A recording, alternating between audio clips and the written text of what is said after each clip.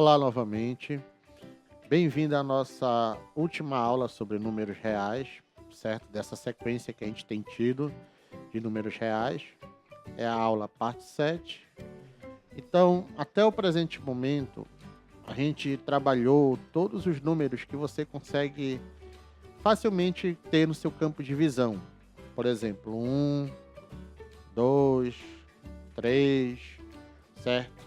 Se você retirar todos, aqui fica o zero. O zero representa essa coluna vazia do ábaco, certo? Isso aqui é um ábaco.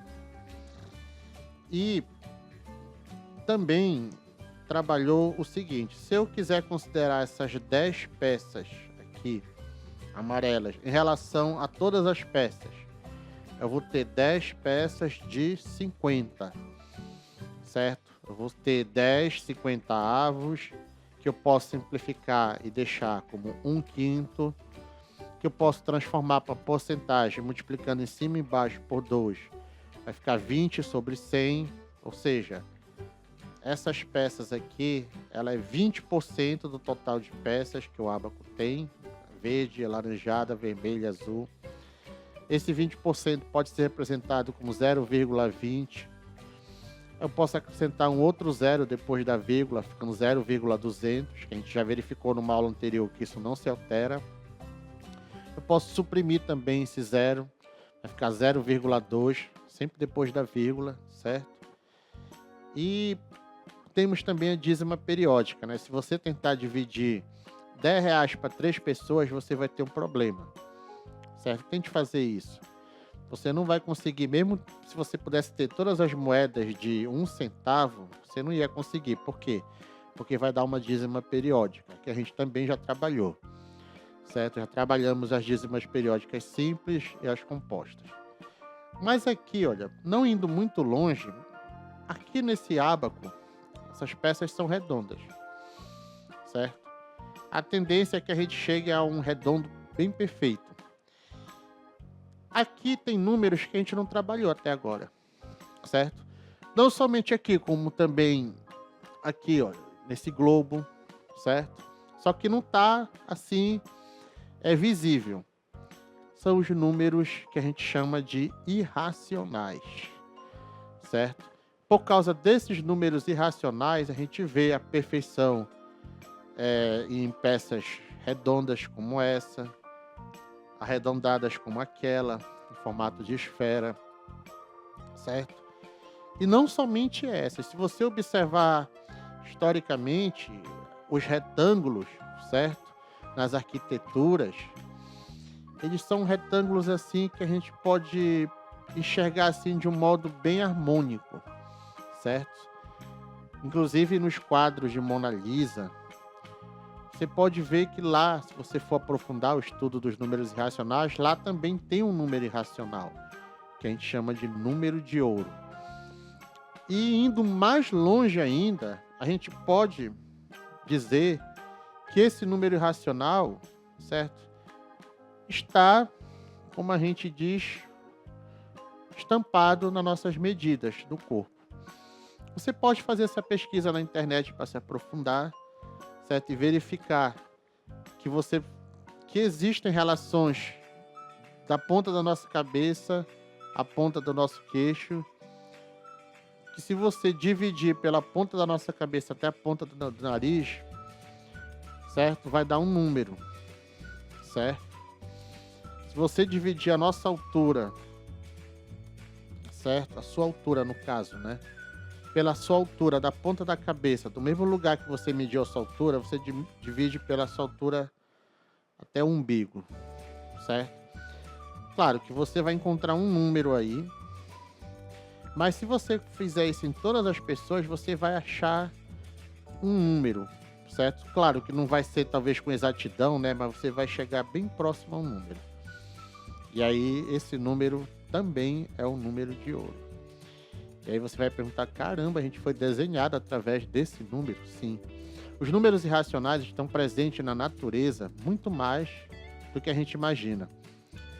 Eu arrisco a dizer para você que os números irracionais, certo? Tem uma quantidade infinita maior do que o conjunto dos números racionais. Você vai falar, poxa, mas ambos são infinitos. Como é que os irracionais também, como a gente vai ver, são infinitos? E eles podem ter uma quantidade maior. Isso aí tem a ver com a cardinalidade do conjunto. Você vai estudar um dia quando você for ao ensino superior, se você for estudar como curso a licenciatura em matemática, ou bacharelado, ou um curso similar. Então vamos nos aprofundar um pouquinho a nível de ensino fundamental nos números irracionais. Acompanha comigo na tela. Então, essa é a parte final, parte 7 do nosso estudo dos números reais. E a nossa habilidade da BNCC é a seguinte: reconhecer que, uma vez fixada uma unidade de comprimento, existem segmentos de reta cujo comprimento não é expresso por número racional, certo? Que é o que a gente vai estudar hoje, como as medidas de diagonais de um polígono e alturas de um triângulo, quando se toma a medida de cada lado como unidade. Reconhecer um número irracional como um número real, cuja representação decimal é infinita e não periódica, e estimar a localização de alguns deles na reta numérica. Então vamos lá, números irracionais. Vamos a um exemplo de ilustração. Observe o seguinte número racional: 0,45454545, como a gente já viu, é uma dízima periódica simples, cujo período é 45, né? É 45. Vimos que ele é uma dízima periódica, pois possui um número infinito de casas decimais e período igual a 45. Podemos representá-lo também por 0,45, traço em cima do 45, indicando que ele vai se repetir indefinidamente. O 45.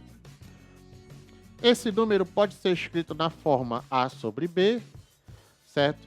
Em que A e B são números inteiros com B diferente de zero. Importante a gente ressaltar que não existe divisão por zero, certo? Como toda fração representa uma divisão também, o B representando o denominador não pode ser zero, certo? Então, nesse caso, a fração geratriz de 0,4545454545 é 5 onzeavos, certo? Se você quiser fazer a operação inversa, você divide 5 por 11 e você vai chegar a essa dízima. Então, o que eu quis dizer? Aqui nós temos um decimal periódico, certo? 45, 45, 45. Você sempre vai saber que, por mais que sejam infinitas casas, sempre serão esses dois algarismos, nesse padrão, nessa regularidade. Vamos a um exemplo de ilustração 2. Observe agora o seguinte número: 3,8687888990. Opa! Parece uma dízima periódica, né? Mas cuidado, isso é uma armadilha.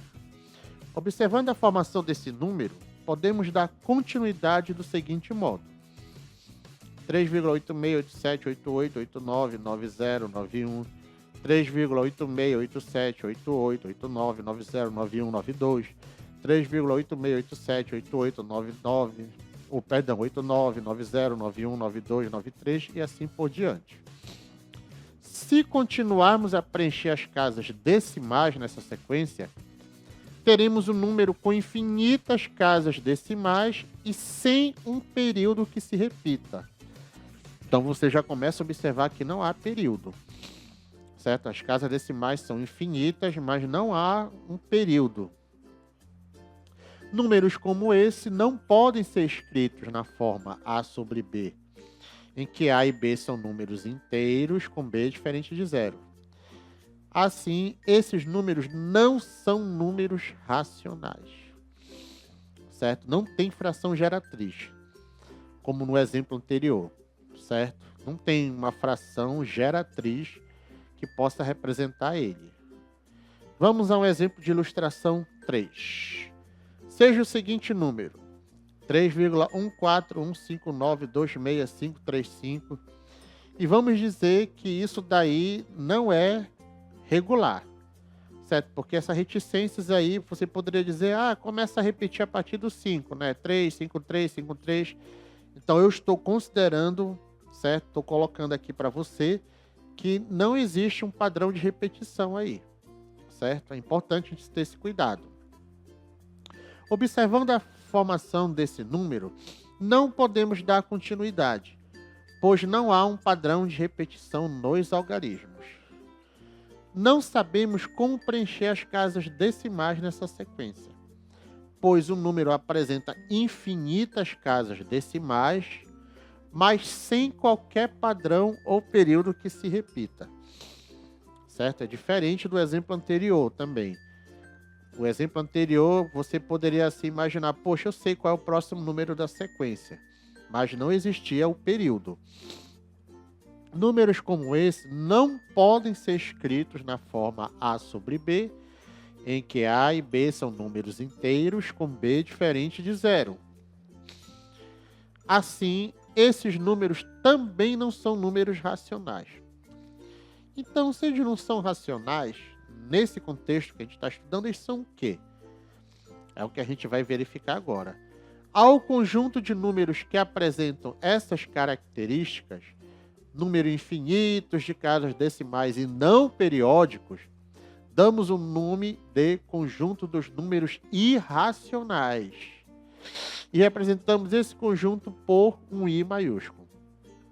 Há autores que representam o I com 2 traços, certo? Assim como há autores que você vai se deparar e apresentam o conjunto dos números racionais com o Q, né? Um traçado diferente, assim como os naturais com 2 traços, assim como os inteiros com 2 traços também. Isso aí é notação, certo? Varia de autor para autor. E aqui, em alguns momentos, eu representarei por uma letra maiúscula, outros momentos eu colocarei com 2 traços. Aí eu vou estar, no caso, diferenciando para vocês. Voltando comigo aí na tela. Número irracional é todo número cuja representação decimal é sempre infinita e não periódica. São exemplos de números irracionais. Raiz quadrada de 2, como a gente viu numa aula anterior, eu comentei na verdade, né? Se você digitar no seu celular a função para calcular a raiz quadrada de 2, você vai se deparar com um número como esse. Dependendo da calculadora ou do programa do seu celular, ele pode te mostrar umas reticências, ele pode te mostrar mais casas decimais, ele pode te mostrar menos casas decimais, com algum símbolo para dizer que continua, que é infinito. Tem calculadora que dá erro, na hora que você digita isso, ela faz assim, 1,4, aí coloca lá alguma coisa dizendo que deu erro, certo? Por quê? Porque é um número que ela não vai conseguir te mostrar todos os números que estão nas casas decimais. Então você observa, ó, 1,4142, 135, 62, 373. E depois desse 3 aí, na última casa, não é o 7, certo? Você pensa, é o 7, vai ficar 3737. Não, não é, certo? Então, se o seu celular mostra bastante casas decimais, faça esse teste. Digite nele a raiz quadrada de 2. Esse número aí, ó, representado pela letra grega π, certo? Que é o que a gente estava comentando no início da aula. Então, os objetos redondos, certo? E arredondados, eles têm essa perfeição da redondeza por causa desse número aí, certo? Que é o π, que você já deve ter trabalhado, estudado, quando você divide o comprimento da circunferência pelo diâmetro, certo? Que aí você tem esse valor aí, claro, de modo exato. Se você não conseguir fazer com exatidão, você vai ter um número aproximado, certo? Não importa o tamanho da circunferência, do círculo, sempre vai dar esse número aí. Esse outro número aqui, que é parecido com o nosso exemplo de ilustração 2, certo? Ele também é irracional. É importante a gente colocar isso daí. Porque a gente pensa, número irracional é o número depois da vírgula que não se repete. Não tem padrão. Mas esse daí, 1,707, parece assim que ele tem um padrão, não é? Ele não tem período, certo? Então é importante ter esse cuidado aí. Então, finalmente a gente chega ao conjunto dos números reais, certo? Que são todos esses números que a gente trabalhou até hoje, racionais, junto com esses que a gente acabou de visualizar, que são os números irracionais. Então, reunindo-se em um mesmo conjunto todos os números racionais e todos os números irracionais, formamos o conjunto dos números reais, representado por R. Certo? Então, nós temos aí vários exemplos de números reais. Então, 2 pertence aos reais. Observa aqui, olha, quando eu escrevi o texto, eu escrevi representado por R, R maiúsculo. Certo? Você pode observar isso daí. Quando eu estou falando agora aí dos exemplos dos números que são elementos do conjunto dos números reais, observa que eu escrevi o real já com 2 pernas. Volta comigo lá na tela, olha lá. Olha o texto, está um R maiúsculo, negrito, né? Mas olha o R como está nos elementos. Então isso aí é o mesmo conjunto, é uma diferença de notação apenas, certo? Você vai pegar livros que vai trazer o R maiúsculo, negrito às vezes não, e livros que trarão R como estão nesses exemplos aí. Menos 5 pertence, esse E indica pertence, certo? Menos 5 pertence aos reais, 3/4 pertence aos reais, 2,030030003, que já é um número irracional, certo? Os 3 anteriores que eu falei são racionais, ele também pertence aos reais. Menos 1/6 é racional, pertence aos reais. O π é irracional, pertence aos reais. 1,25 é racional e pertence aos reais. Menos raiz quadrada de 3 pertence aos reais, certo? É irracional. Menos 0,48 é racional e pertence aos reais. Raiz quadrada de 10 é irracional e pertence aos reais. 1,66666 é racional, mas pertence aos reais. 2,13333 é racional e pertence aos reais. Na verdade é negativo, né? Menos 2,13333. Assim como infinitos outros números, certo? Isso aí são só alguns exemplos. Exemplos para que você entenda o que seria, né? Os conjuntos numéricos dos naturais, olha só o N com 2 pernas, o Z também, o Q também e o I.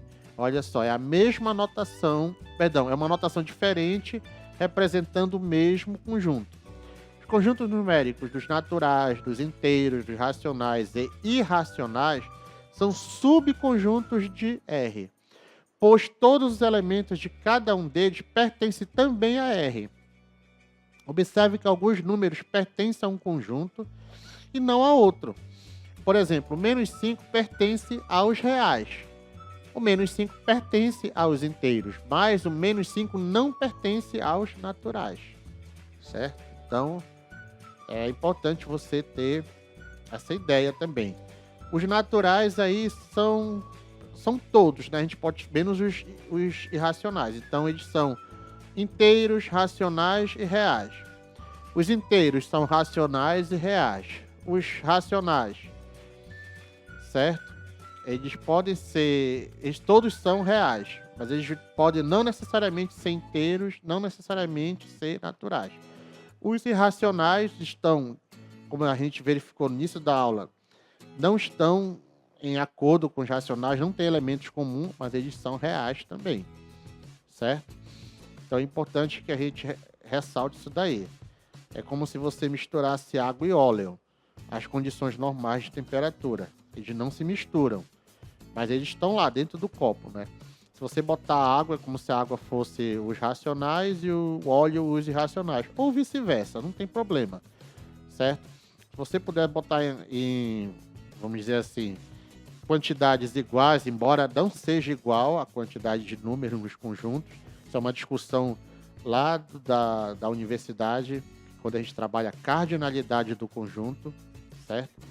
Você vai estudar futuramente, se você quiser ser professor de matemática ou similar, você vai verificar que a cardinalidade dos irracionais é maior do que a cardinalidade dos racionais, certo? Volta comigo aqui na tela. Então, além desses aí que a gente citou, a gente tem outros subconjuntos dos reais, muito utilizados. Olha só, esse R com uma estrela ou asterisco em cima, significa o quê? conjunto dos números reais não nulos, ou seja, números reais diferentes de zero. Em qualquer conjunto, você colocou o asterisco, a estrela, certo? Você está tirando o zero dele, você está tirando o zero de dentro do conjunto, certo? Quando eu coloco um mais lá embaixo, certo? Lembrando que alguns livros também colocam em cima, certo? Diferença de notação também. Eu estou espantando os negativos. Estou deixando lá somente os positivos e o zero. Então esse aí é o conjunto dos números reais não negativos. Ou seja, são números reais maiores do que zero ou iguais a zero. A partir do zero, na verdade, né? Analogamente, quando eu coloco o sinal negativo embaixo, lembrando que tem os livros que colocam em cima, eu estou espantando os positivos e deixando lá dentro somente o zero e os números negativos. Então, esse R- aí é o conjunto dos números reais não positivos. Ou seja, são números reais menores do que zero ou iguais a zero. Menores ou iguais a zero, como a gente costuma dizer. Certo? Agora, se eu colocar o asterisco e o sinal de mais. Então, o sinal de mais, ele tira os números negativos, né? E o asterisco, ele exclui o zero. Então, o que seria esse conjunto aí?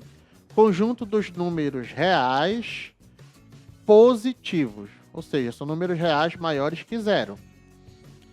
Esse R com asterisco em cima e menos. Analogamente, eu estou espantando os números positivos e o zero. Então fica conjunto dos números reais negativos. São os números reais menores que zero, mas não inclui o zero nesse caso. É importante observarmos que não há um número irracional que também seja racional simultaneamente. Certo? O que a gente vem comentando. Acompanha comigo novamente na tela. Além disso, reunindo-se todos os números racionais aos números irracionais, formamos o conjunto dos números reais. Então é como se eu tivesse, você está acompanhando aí os racionais, certo? Que contém os conjuntos dos números inteiros e naturais, unido com os irracionais, sem ter qualquer elemento em comum, eles estão formando o conjunto dos números reais, certo? Então essa linha roxa aí que você está vendo, ela só é para separar mesmo, mas não quer dizer que tem algo em comum aí. Em uma reta numérica, podem ser representados todos os números racionais e todos os números irracionais. Ou seja, pode ser representado todos os números reais. E cada ponto dessa reta pode ser associado a um número racional ou a um número irracional. Essa reta é denominada reta real. Observe a representação de alguns números na reta. Se você tentar representar todos, certo? Desenhando assim no papel, ou até mesmo por computador, você não vai conseguir. Sempre você vai encontrar entre dois números quaisquer reais um outro número real, certo?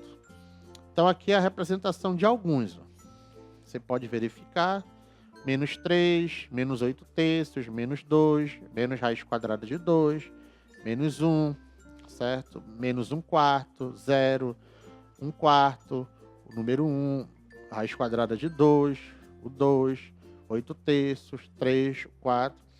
Esses aí foram escolhidos para aparecer. Não quer dizer que são destaques, certo? Então, qualquer lugar que você colocar o seu dedo, o seu lápis, enfim, qualquer objeto na reta vai ter um número lá associado, certo? Considerando somente os números racionais, é como se tivessem buracos na reta. E esses buracos, eles seriam preenchidos, agora na verdade são preenchidos pelos números irracionais. Então, vamos aqui falar sobre algumas operações com números reais.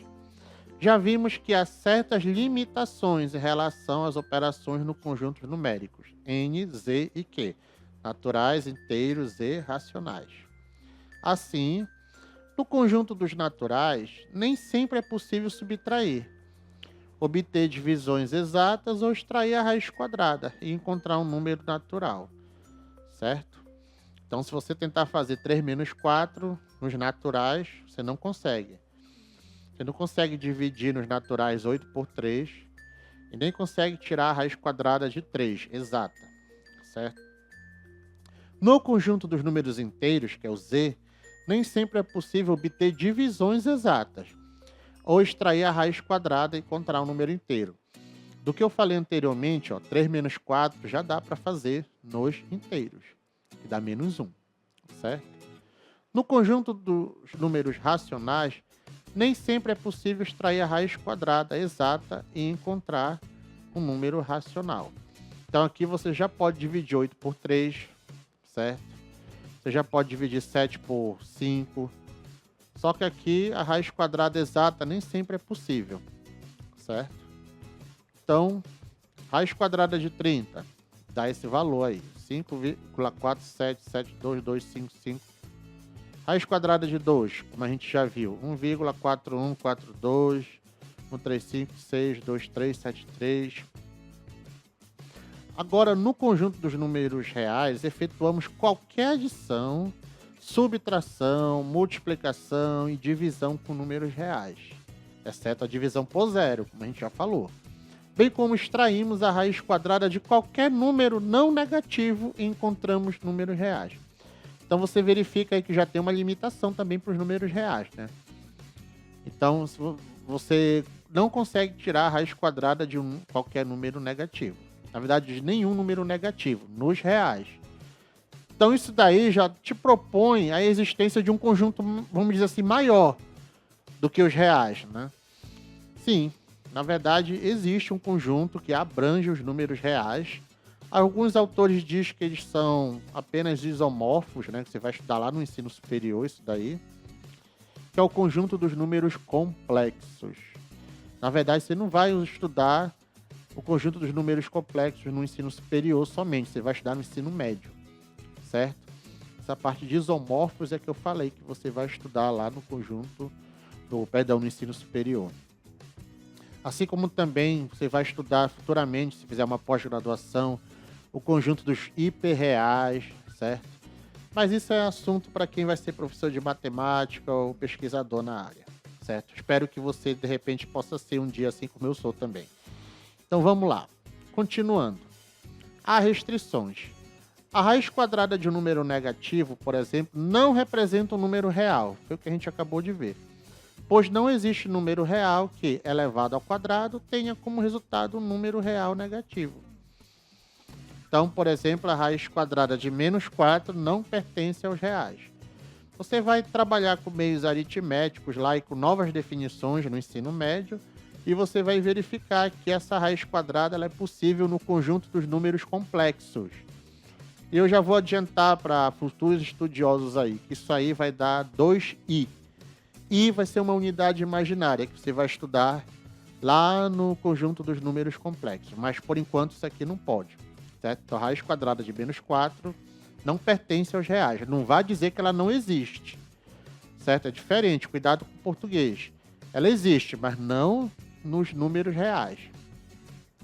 Esse fato se estende quando temos a raiz quarta, ou a raiz sexta, ou a raiz oitava, e assim por diante de um número real negativo. Então, por exemplo, a raiz oitava de menos 256 não se define em R. É como se eu dissesse que não pertence aos reais também. Olha só, o R aqui na simbologia está maiúsculo, né, em negrito, e o outro lá está com duas pernas, é o mesmo conjunto. Raiz quarta de menos 81, certo? Ela não se define nos reais, certo? Ela existe, mas não se define aqui em R. A raiz sexta de menos 1 não se define nos reais, certo? Então você observa que a gente sempre, em relação ao conjunto, ao estudo dos conjuntos, a gente acaba sempre encontrando operações que vão além do que o conjunto permite, né? Quando a gente trabalhou os naturais, você, inclusive, quando era criança, deve ter questionado isso daí. Eu questionei. Poxa, será que a gente pode tirar 4 de 3? Na prática, você não consegue, né? Tirar, por exemplo, você tem R$ 3 aqui. Eu não tô com R$ 3 em dinheiro. Mas você não consegue fazer aparecer R$ 4 aqui. Eu vou tirar R$ 4 de 3. Mas se você estiver falando de conta bancária, você consegue. Se você tiver um cheque especial, você consegue, de repente, se o banco te permitir, você só tem R$ 1.000 na conta, você consegue sacar R$ 2.000, né? Então seria essa ideia, né? Aí isso aí nos naturais não era possível. Aí você foi para os inteiros. Aí depois nos inteiros, olha o nome que diz inteiro, você não conseguia dividir 8 por 3, como a gente falou agora há pouco. Aí dava problema, né? Aí você foi para os racionais. Lá nos racionais existem alguns números que você não consegue tirar a raiz quadrada exata e outros números que têm uma representação decimal infinita não periódica. Então veio para os números irracionais, que não é uma expansão desse, ele é um complemento. E aí você juntou esses dois e formou o conjunto dos números reais. Mas há outros conjuntos, certo? Que estão além do que a gente está trabalhando agora. Certo? Então a gente finaliza a aula de hoje com o conjunto dos números reais, a última parte, certo?